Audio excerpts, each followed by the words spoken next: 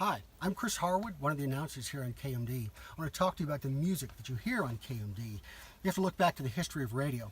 In the 1960s, AM was where pop music was, and it was very fast-paced. It was very hit-oriented, very focused on the now. Well, FM became more prevalent in the 1970s, but stations that owned both AM and FM bands, they weren't allowed to just repeat their AM sound on the FM band. They had to come up with a new programming idea. They developed album-oriented rock, a very progressive form of playing music on the radio. One of the things they were allowed to do was to play deeper tracks off of LPs, not just the hit singles. They were allowed to play across genres, try different things, mixing up different songs, longer musical forms and lyrical ideas, a very classical music idea. This became a very influential and meaningful form of broadcast radio. American music has never just been about one particular genre, just one style.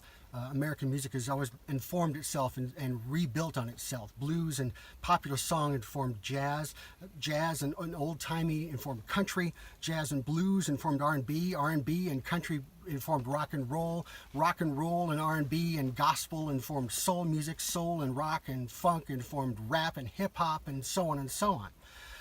These days, the former AM pop music radio has made its way into the FM band. So now you hear a lot of FM stations that just play what's current and what's hip, what's very now. But they'll stop playing that song the moment they can't sell you bubblegum. KUMD does that old style of progressive rock. We cross genres from song to song. We play longer sets. We play musical themes that really celebrate an idea in a longer form. When you give your money to KUMD and when you support and listen to KUMD, you're supporting that kind of long game form of radio. Something that isn't just about the what's hip right now, and I promise you we're not trying to sell you any bubblegum.